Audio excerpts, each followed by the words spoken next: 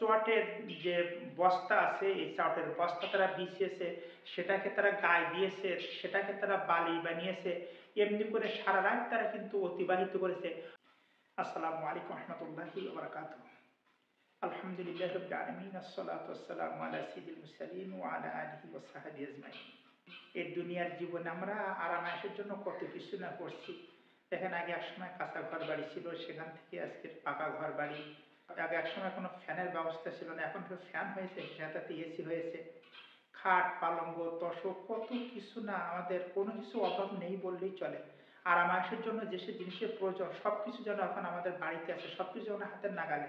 মানুষের এখন এই জিনিসপত্রের কষ্ট নেই বললেই চলে। প্রচণ্ড শীতের দিনে ঠান্ডা পানিতে মানুষেরা উযু করতে, গোসল করতে খুবই কষ্ট পাইত।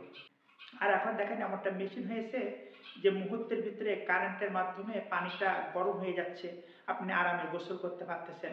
আগে মানুষেরা গরম সহ্য করতে পারতো না, খুব কষ্ট করে ঘুমাতো, এখন ফ্যান হয়েছে, এসি হয়েছে, আরামে ঘুমাতে পারতেছেন।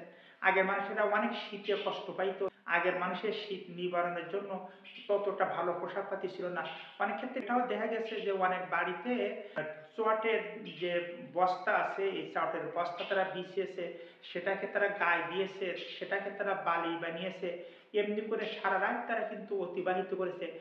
কত কষ্টে না আগে মানুষেরা জীবনযাপন করেছে। এরপরও কিন্তু তারা আল্লাহকে ভয় করতেন, আল্লাহর প্রতি অগাধ বিশ্বাস ছিল, মানুষদেরকে ধোঁকা দিতেন না, মানুষদেরকে ঠকাতেন না, মানুষকে ফাঁকি দিতেন না, মানুষদেরকে কষ্ট দিতেন না। সবসময় তারা ভালো মন নিয়ে কিন্তু চলাচল করত। আর এখন আমাদের সমাজে এত আধুনিক হওয়ার পরও আমাদের সমাজের মানুষেরা বেশিরটা কিন্তু শান্তিতে নেই। হয়তো শান্তির অনেক জিনিস তারা ক্রয় করেছে, কিন্তু বেশিরটা শান্তিতে নেই।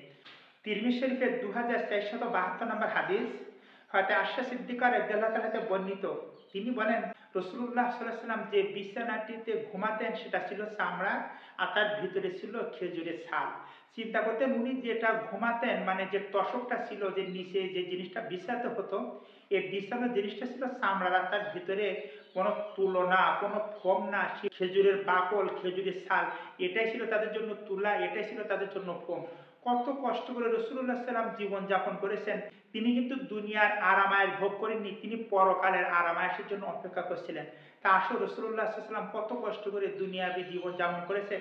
যদিও আমরা এখন আধুনিক যুগে এসেছি, আমরা আধুনিকতার ছোঁয়া এখন আমাদের মধ্যে পৌঁছেছে, কত আরামে থাকি। এই আরামের মধ্য দিয়ে আমার মহারবকে না ভুলে দিয়ে মহারবের বেশি বেশি করে আমরা ইবাদত বন্দি করব, আর বেশি বেশি করে রাসূলুল্লাহ সাল্লাল্লাহু আলাইহি ওয়াসাল্লামের আদর্শে আমরা আদর্শিত হয়ে আমাদের জীবনকে অতিবাহিত করব। সম্মানিত দর্শক শ্রোতা মণ্ডলী, এই ছিল আমাদের আজকের ভিডিওটা ভালো লাগলে লাইক দেবেন। আমি যদি চ্যানেলে নতুন হয়ে থাকেন তাহলে অবশ্যই চ্যানেলটিকে ভালোবেসে সাবস্ক্রাইব করবেন। পরবর্তী আবার কোনো ভিডিওতে দেখা হবে ইনশাআল্লাহ। ততক্ষণ ভালো থাকুন, সুস্থ থাকুন, আল্লাহ হাফিজ।